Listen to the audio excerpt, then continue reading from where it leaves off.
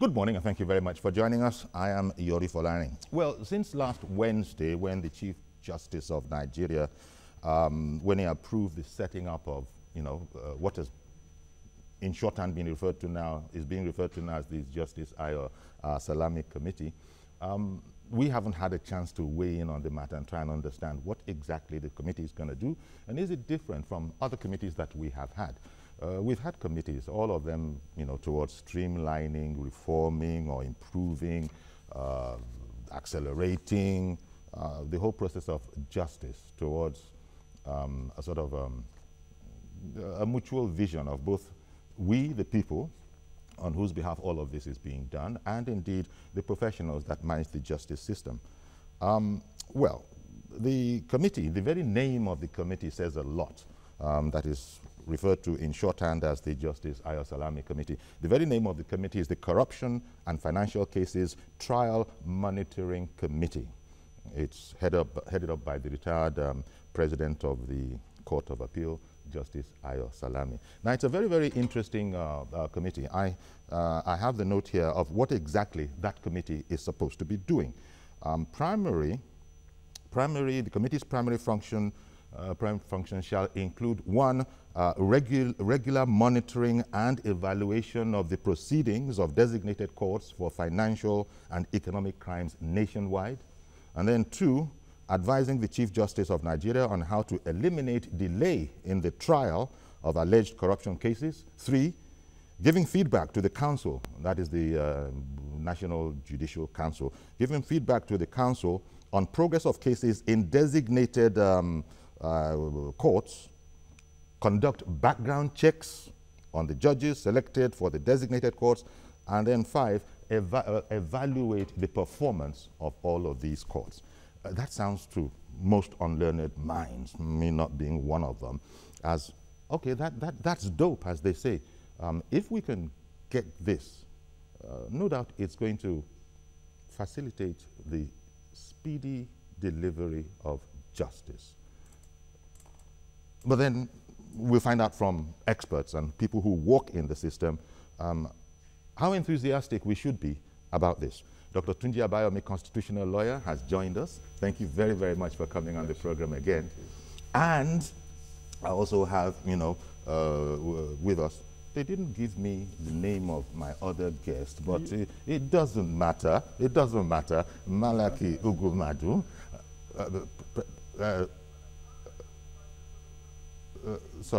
Malaki Ugumadu, who is president of the Committee for the Defense of Human Rights, and also he's an activist. He's an activist all to do with fairness. Thank you very much for coming on as well. Always my pleasure to be here. Let me start with you, if I may, Dr. Abayomi. Noble objectives of the committee, the Corruption and Financial Cases Trial Monitoring Committee. What exactly is different this time? Because we've had a number of these committees, all of them towards improving the dispensation of justice. I read out the functions to save time. How enthusiastic are you that maybe we got it right this time? Well, I have a different thinking on the issue. Maybe as an idea within the philosophical perception, philosophical age of the present government. What I'm saying is that the philosophy of the present government is at the very least to reduce corruption and also to ensure that cases of involving financial crime are treated with urgency.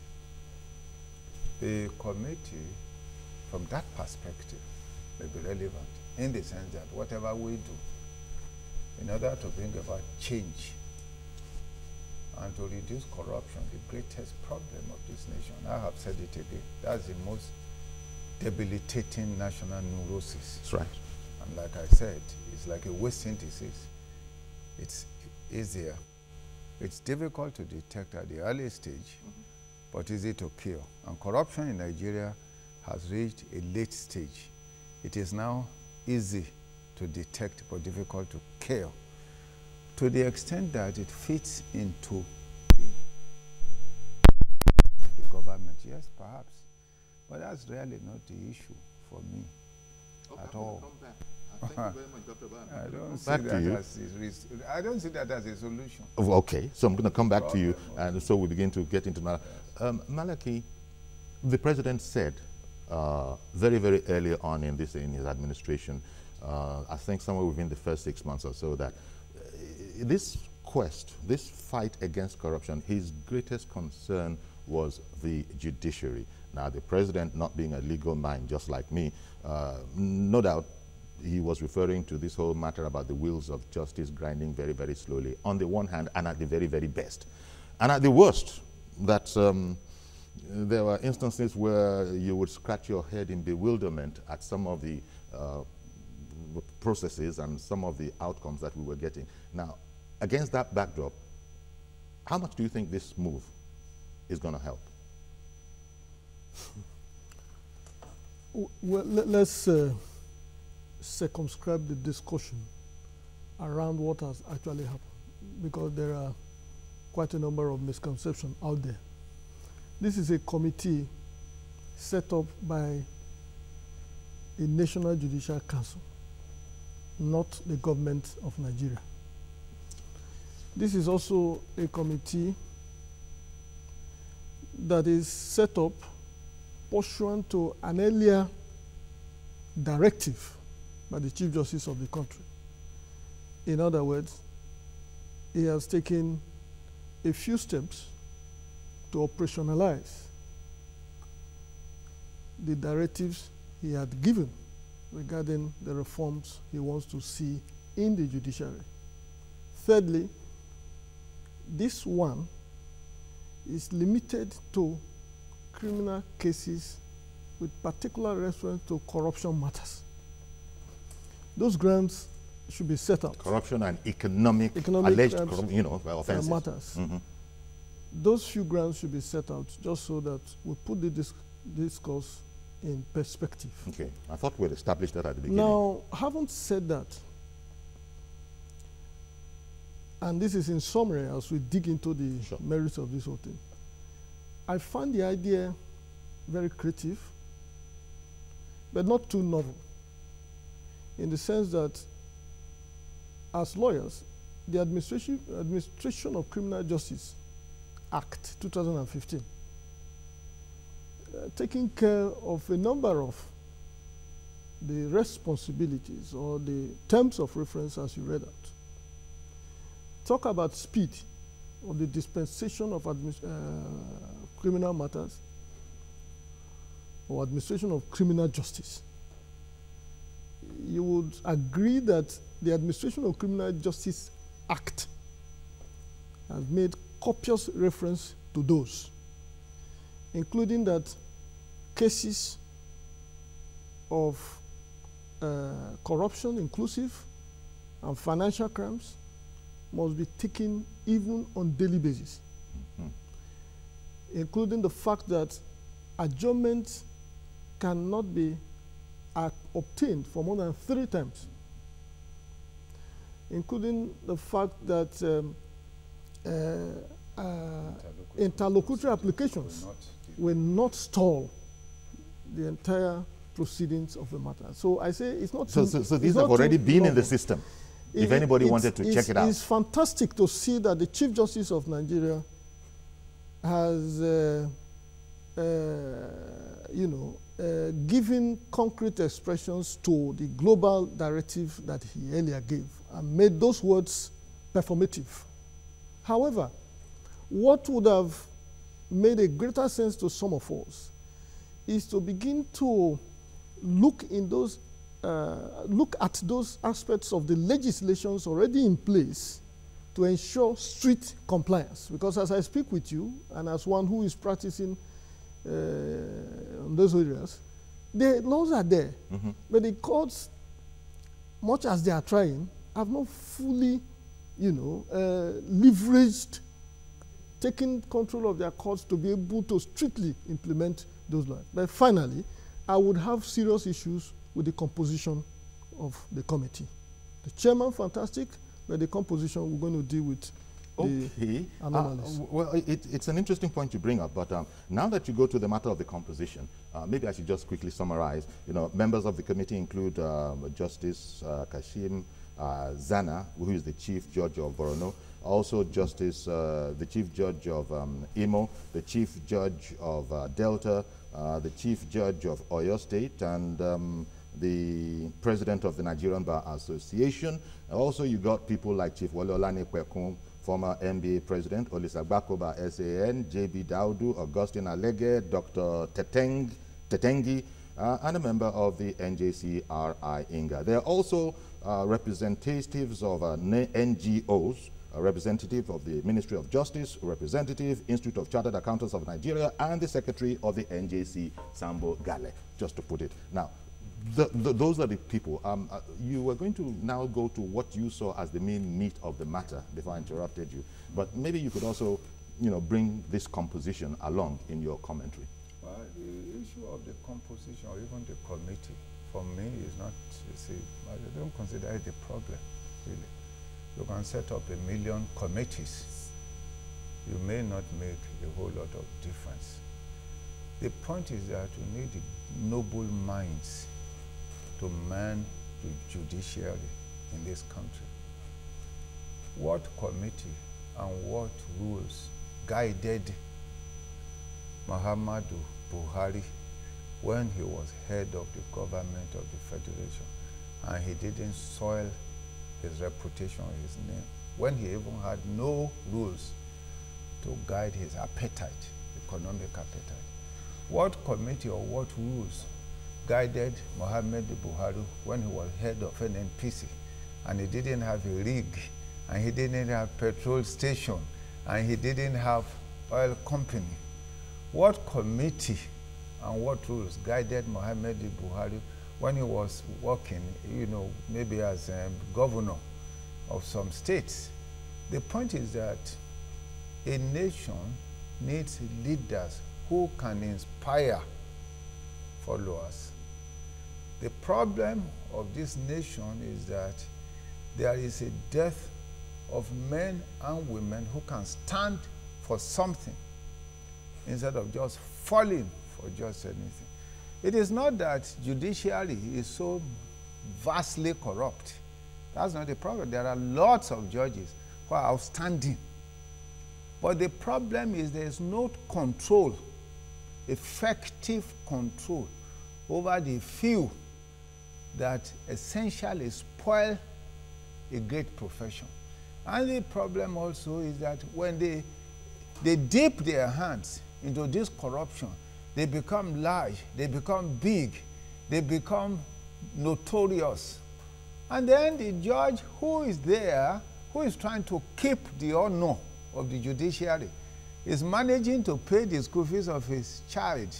And look at that one, he's sending his children, all of them, into Europe, buying houses for them in Europe. They live like lords.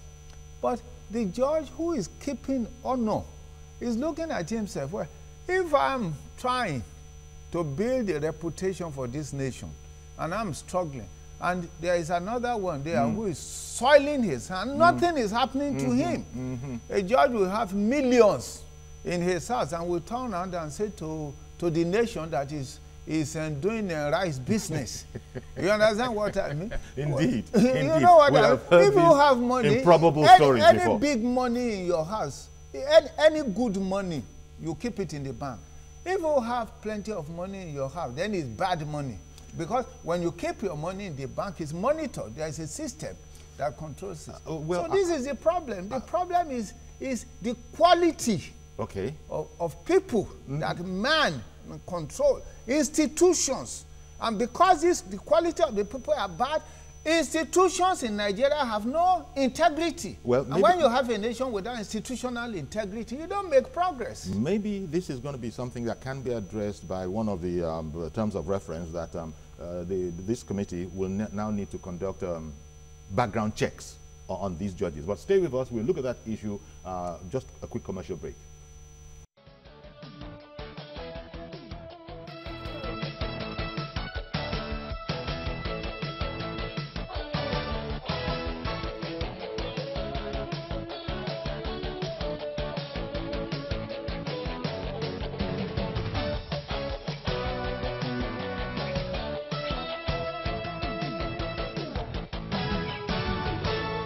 Welcome back. And so, as you know, we're looking at the Corruption and Financial Cases Trial Monitoring Committee that has just been, the setting up of which has just been approved by the Chief Judge. This is an NJC, National Judicial Council Committee, and there are quite a number of, 4 or 5 of them, principal, objectives that it has and responsibilities. And now let's just take that one about monitoring. Well, monitoring on the one hand, but also this whole question of doing background checks on all the judges that are in these designated courts to face corruption and economic crimes. Because I think it's of utmost importance to sort of regain the confidence of the public. Right now, you tap anybody on the shoulder and say, what do you think of the court processes in Nigeria? I can tell you as an unlearned person that they're going to say, God help you. Just God help you that you get a good judge. So the fact that you have to say that, well, I hope I hope the law of the lottery will favor me and I'll get a good judge, that's a problem. God help you is a euphemistic way of saying that we are at the last bus stop before anarchy. Because indeed, our understanding of the jurisprudence of law is that once the people lose the confidence they ought to have in the judiciary, that is the end of justice delivery system. So it's pathetic, it's disturbing, it's unfortunate. However, I had complained about the composition, much as I concede that it is a rigorous idea, a fantastic idea, that creative is aimed, a creative one that is aimed at revamping the judiciary. Now, and that, of course, we know is pursuant to Section 153, subsection 2 of the Constitution, that empowers the NJC under Item 1 of Part 1 of the 3rd Schedule of the Constitution to deal with issues of control, discipline, and so on and so forth.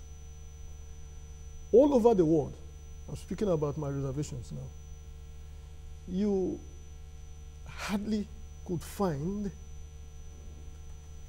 lawyers superintending over the monitoring of judges. Please mark my words.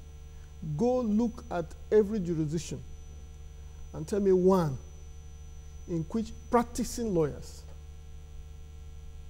are in charge of investigating, monitoring judges. So that's one of your reservations. That is one. 2 is that these same lawyers, with utmost respect, are people who in their wide practice, and this is in recognition of their competence and dexterity and efficiency, are also involved with some of these judges. I mean, appearing before some of these judges. So that immediately throws up the question of conflict of interest. Thirdly, to what extent would a judge, a trial judge, who is supposed, as we say in law, to be litus dominus, in full control of the proceedings of a case before him or her, exercise that discretion and inherent jurisdiction when he knows precisely that he's also on the spot and being monitored? Because 1, you have designated him. 2, you have declared that one of the terms of reference of those whom you have constituted and composed is to monitor and do background check. Where would that lead us to? Instead, we've been monitoring judges. Judges have, for decades, over time, as long as they exist, been monitored. Okay. One moment, sir. Thank you very much. And let me bring it to Dr. Bayomi now. The point that Malaki brought up that sort of jumped out at me was this conflict of interest. The conflict between the public duty of a judge and his private personal interests. That's a big elephant in the room right there. Yes. But here we are. Just the issue, you see, in our profession, a lawyer is expected not just to stay away from impropriety, but even an appearance of impropriety, the mere shadow of Caesar's wife and all of impropriety.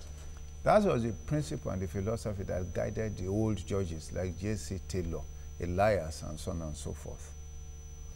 The problem is that this nation has descended into a mess. That's the truth of the matter. The same neurosis that's besetting most of the institutions is also a problem.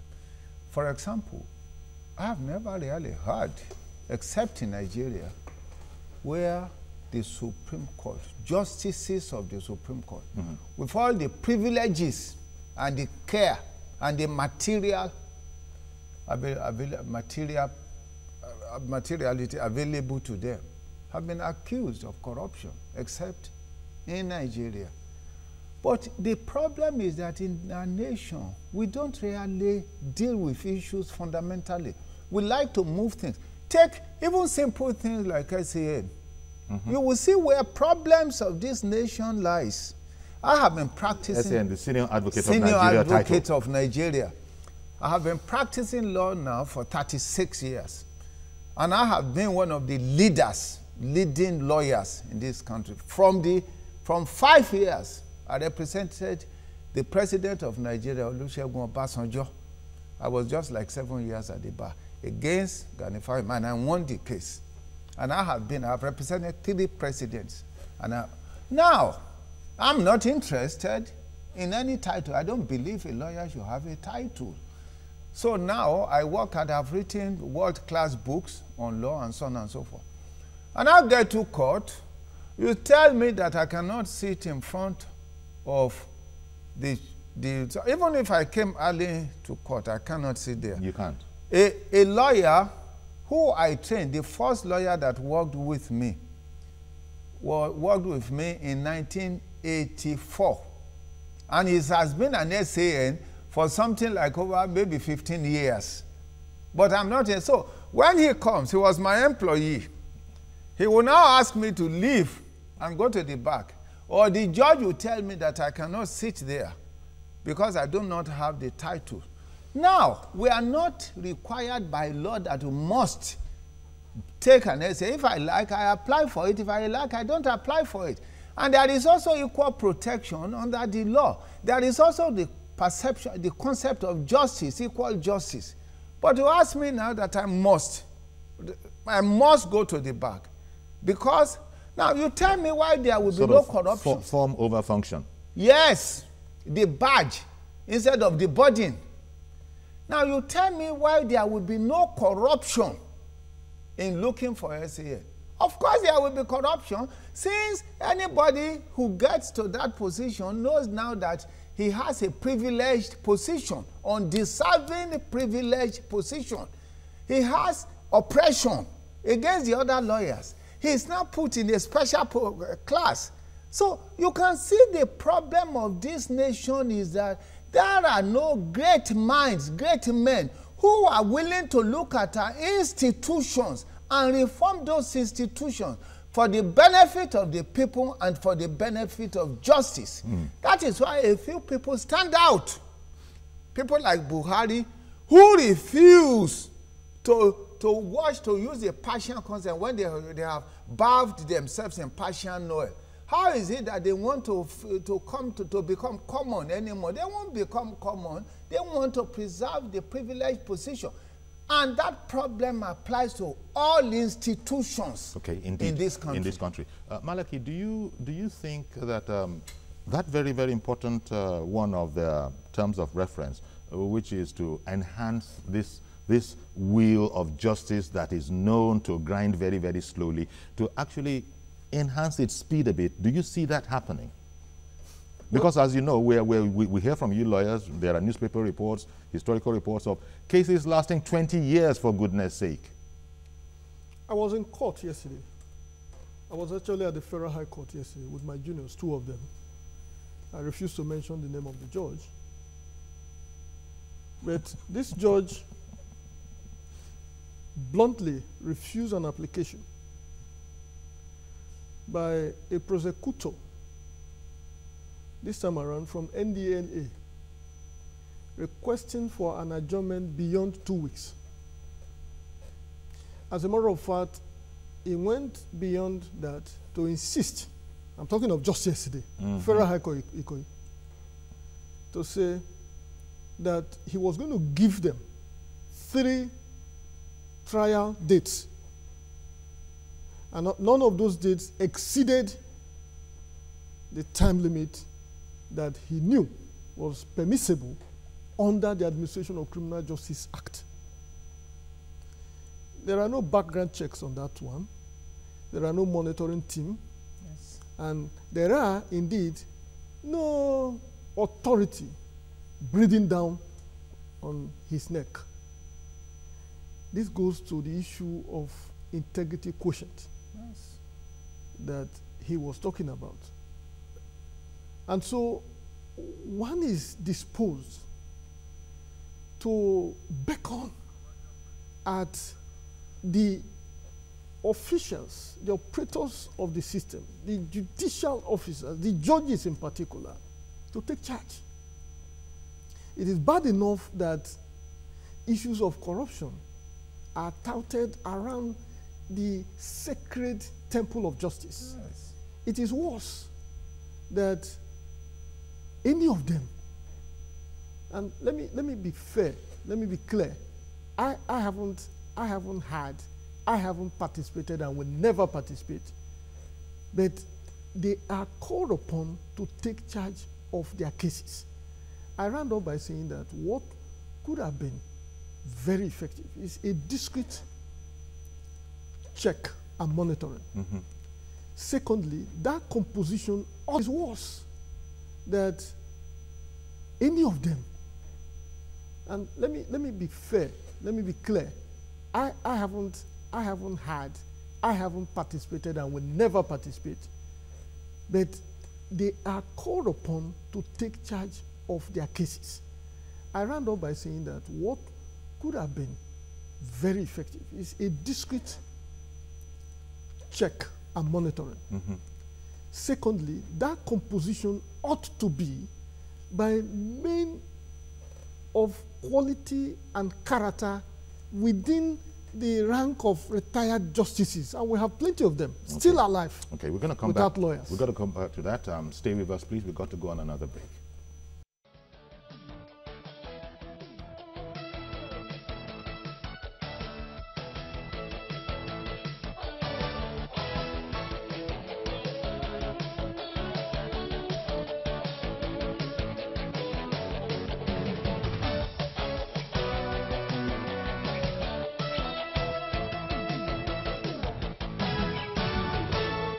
Welcome back. We're looking at the Corruption and Financial Cases Trial Monitoring Committee, to be headed by retired Justice Ayo Salami, immediate past president,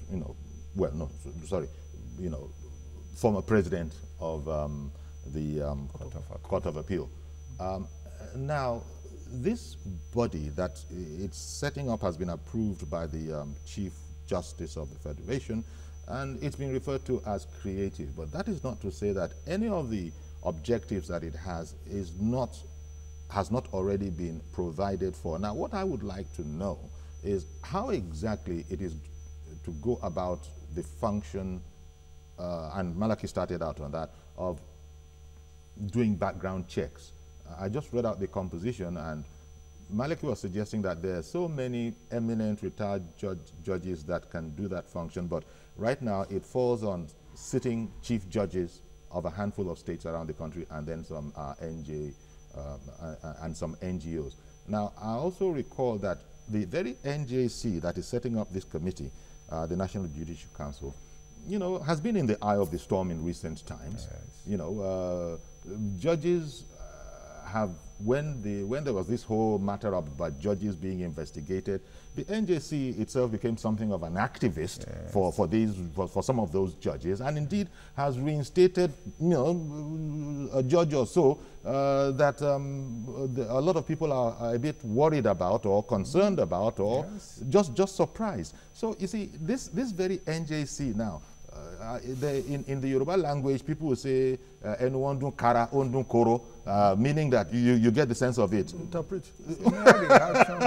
Well, just yes, a mere reaction. Yes, the very action. It seems that sometimes they are for and sometimes they are against.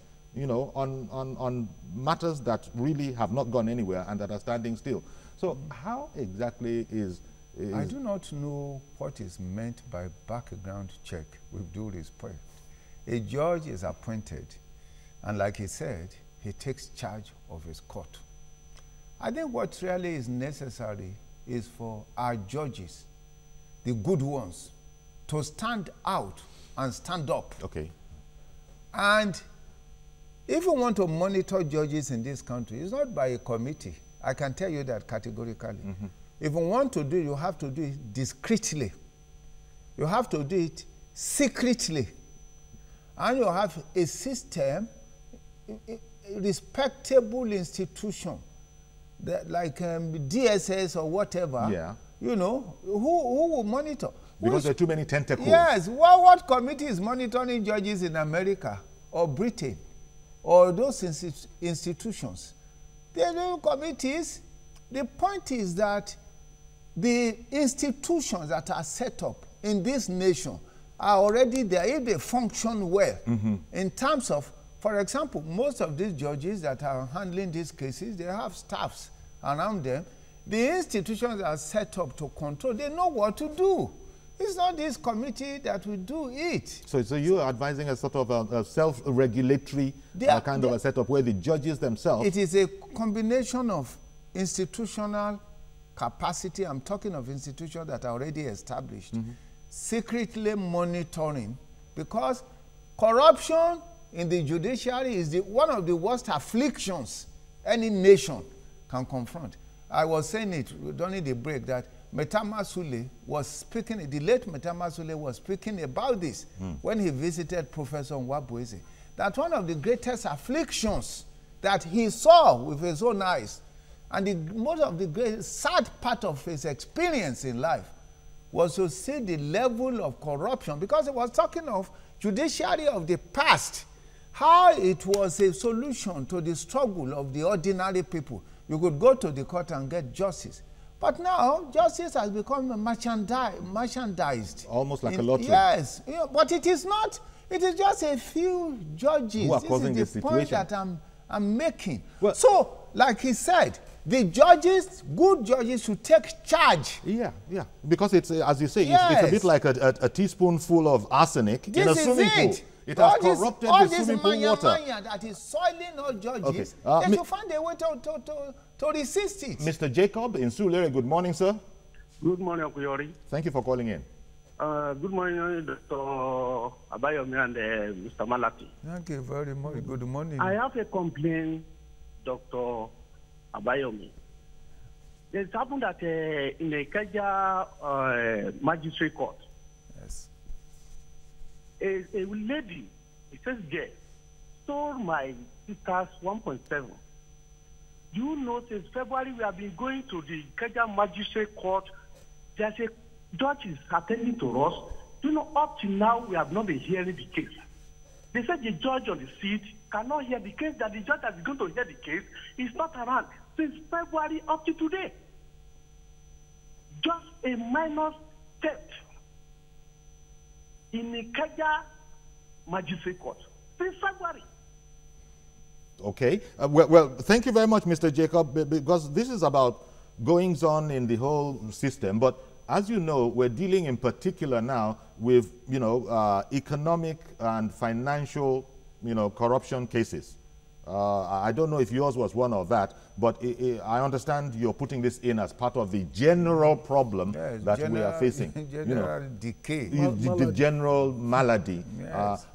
Now, these well, that's why we had this. We invited you experts to come and help us understand how this was going to really affect anything in the light of the Malays. Malaki referred to it as our being at the last bus stop, which is scary, actually, you know, because maybe at the beginning when all of this started, I don't know when it started, if all of this descent started something like 30, 40 years ago, it could have been addressed then, but wasn't. Why do you think that is, that the noble profession of law did not catch itself? We read history and you hear of those lawyers of yore that it just warmed your heart that if you just get hold of a good professional who can present his case as effectively as possible before a judge, justice would ensue. That is not the case anymore, I'm sorry to say. You read of that noble profession, but that noble profession is not isolated from the general population and the general system that regulates the affairs of this country.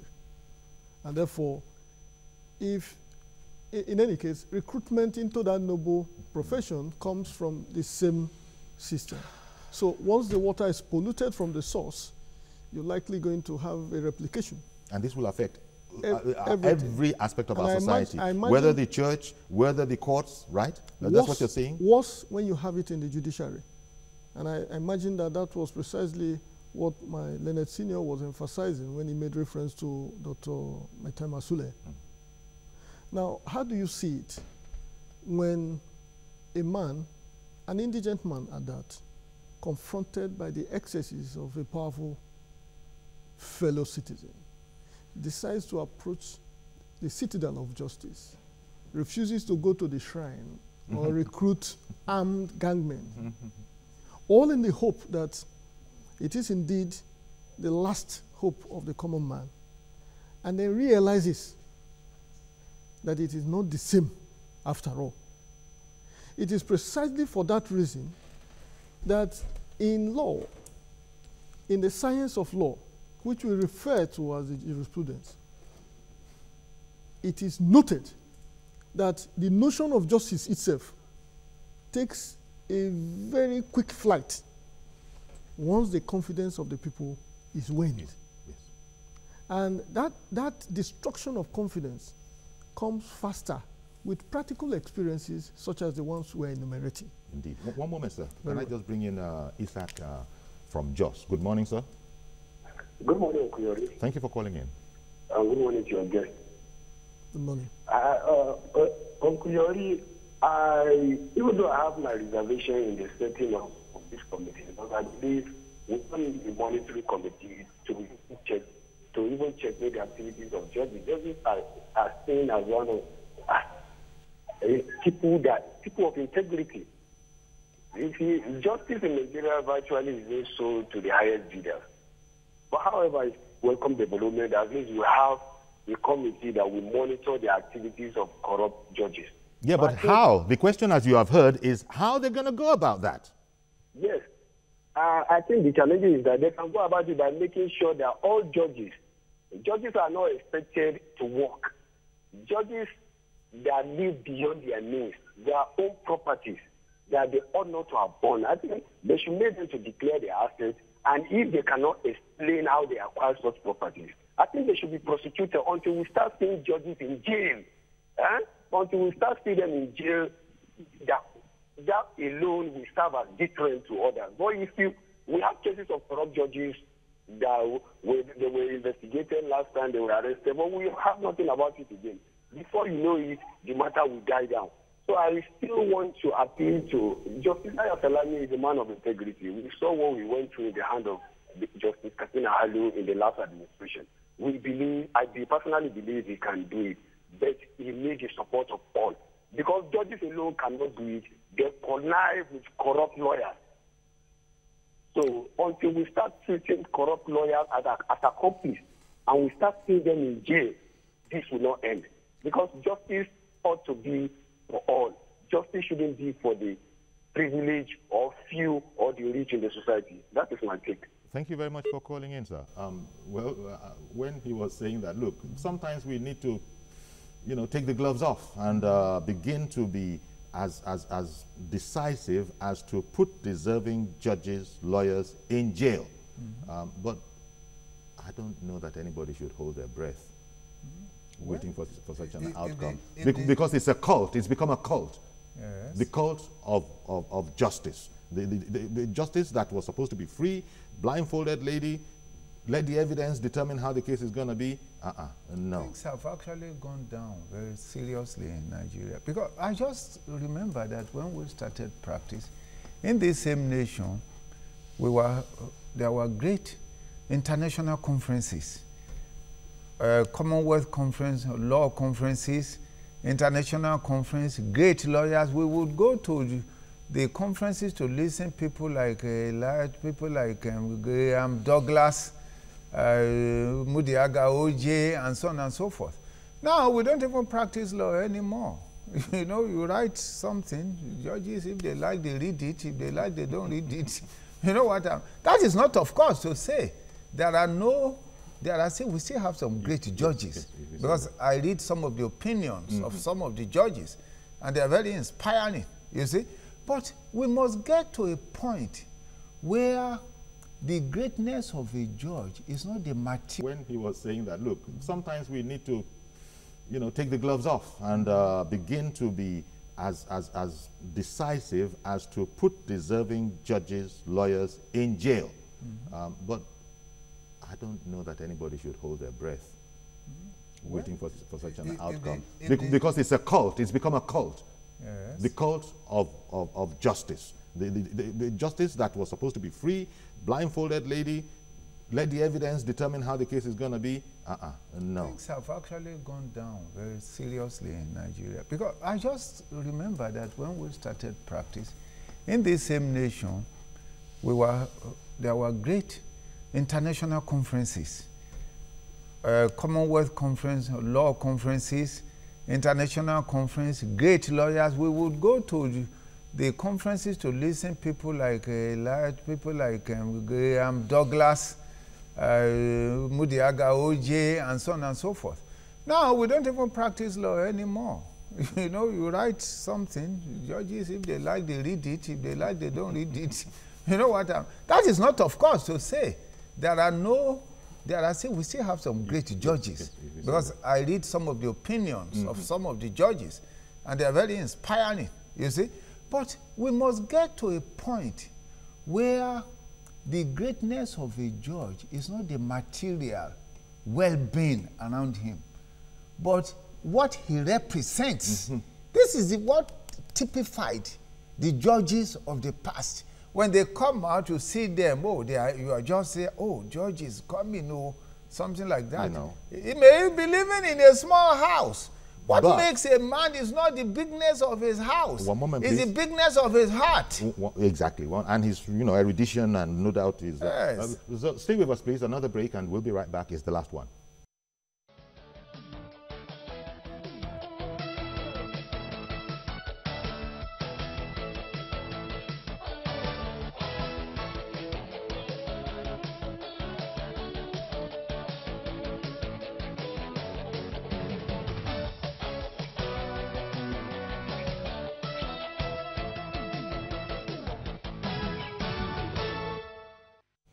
Okay, welcome back. Home stretch now. Looking at the newly, established Corruption and Financial Cases Trial Monitoring Committee, to be headed by Justice Ayo Salami. Now, we'll have the legal minds discuss with us the challenges. Maybe we just spend this home stretch segment with what your thoughts might be. And let me start with you, Malaki, on the task before Justice Ayo Salami now. How is he supposed to proceed with this difficult task? The man celebrated for, his integrity, A man of principle. And a man of principle, indeed. He refused to apologize when he didn't. A man with a huge dose of courage. One that whose strength of character has also been subjected to text and is scaled through. A man with sufficient capacity to deal with the exigencies of the moment. However, it takes those measures of enthusiasm and passion to open the door. To keep the door open requires much more than that, including the institutional framework to be able to operate, or within which to operate. And therefore, and part of this institutional framework will no doubt include also the matter of budget and all the resources that will be necessary to that committee. Including the terms of reference that he has to work with. One moment, sir. Let me just quickly take Mr. Isiaka. I thought in you said it was the last. We're at your mercy. You're in charge of this. No, this is just the home stretch. I didn't say the last caller. Good morning, sir. Mr. Isiaka in Boko. Good morning, Uncle Yori. Thank you for calling, sir. This is my first time getting. I had been trying to get you people. I couldn't get it. This is my first time. Oh, we're delighted to have you. I appreciate that. Welcome to the family. A very good job. I appreciate what you people are doing. We're enjoying it over here. I just want to appreciate that. May God bless you people. Thank you very much. Thank you, sir. Oh, well, that's it. Short and sharp. Fine. You know, yes, you wanted to land on the idea. I go on by saying that, very briefly, that one is that my Lord Justice Salami should take pain to reflect on the conflict of interest that some of us have identified. My Lord Justice Salami should also recognize that whereas it is a fantastic idea, what this does is that immediately you'll be having tendencies even in the judiciary that you want to rectify. How does that work? There are quite a number of judges, to my knowledge, who will be very, very happy with this. Those are the upright ones who have nothing in their cupboard to hide. Indeed. One moment, sir. I got to bring in Mr. George, calling in from Ikeja. Good morning, sir. Good morning, Uncle Yori. Thank you for calling in. Thank you. Uncle Yori, these are the kind of steps I expected the CJN to take when he came in, instead of asking us to come and prove to him that there is corruption in the judiciary. Well, be that as it may, I'm in agreement with Malachi's argument that the constitution of that committee has to be looked into again. How can you ask lawyers who are defending big-time corruption accused people to come and be monitoring judges again? It will not work. It will amount to putting yam on fire and ask a goat to watch it. You know what can happen? Goat and yams. Oh dear. So what I would suggest is that the NJC itself should be manned by a different person other than the CJN.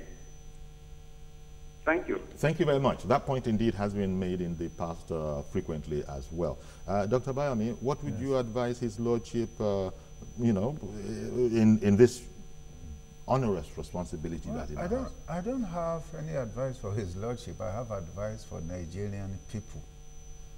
If this nation is going to be great, it is the duty of Nigerian citizens. Judges, I think, largely will not ask you directly to please bring money. Somebody will offer them money. They may take. If we stand on principle of right, I have been practicing law for 36 years. I've never spoken to a judge. Never discussed my case with any judge. I have never offered the judge anything.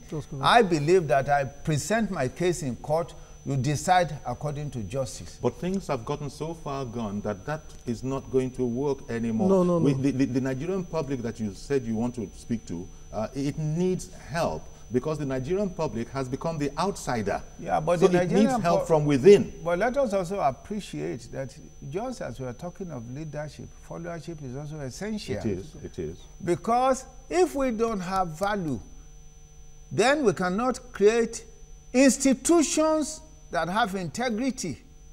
This is the crucial thing. So when nations become great when the institutions of nations have integrity. So when a lawyer comes to me and says, this hypothetical case, that look, you know, if we're going to win this case, we just need to oil it a bit. Yes. If you are able to see your way to having something like 25 to 30 million, I can almost guarantee for you that we will win this case. I am supposed to call the police on him immediately. Yes, you can take. That's what I'm supposed to do. You don't have to take to call any police. You can tell him, do your job. No. Even in addition to that, you have... Do your job according to... You have the legal practitioners disciplinary committee that you could go to. And it's quite active. Okay, let me just squeeze in Mr. Bassi. Mr. Bassi from Lekki, good morning, sir. Yeah, calling from Lekki. Yeah, good morning. Please go ahead, quickly. Sorry? Please go ahead, sir. Okay. Good morning. Good morning. Yuri. Good morning. Good morning, Yuri. Thank you for this discussion. It's a very critical one for most Nigerians. Yes, thank you for the discussion. The points made by your discussant, Dr. Abayomi and Malaka, are very important. I just want to add how to go about this assignment by CJN. The CJN's office should have an audit and monitoring unit to advise it. We don't need a committee. Yes. Waste of time, waste of money. Yes. As long as judges are sitting, it's a live issue. The court should be monitored. There should be cameras, there should be recording machines, so that if at any point in time anybody wants to conduct an audit of any particular judge, you can do so. Yes. There should also be reliance placed on circumstantial evidence. We should also introduce technology in the form of lie detection tests and machines. Okay. Any and everything that is required to enable justice be done should be pursued. Thank you very much. Thank you very much for calling in, Mr. Bassi. And making a whole lot of sense. Exactly. You know, even bringing science in on the matter if necessary. Since this is creative to start with, we completely ran out of time, but maybe a one-liner. I was going to say, how do you really monitor them? It's not going to be an easy task. So it's if, for example, they want to collect their money in Malaysia, how do you do it? Indeed. Just a one-liner. The Nigerian society, the Nigerian people should remain alive to their responsibility. Yes. Eternal vigilance will continually be the price we pay for the liberty we have. Mr. Malaki Ogumadu, lawyer and national president of the Committee for the Defense of Human Rights, thank you very much for coming on the program.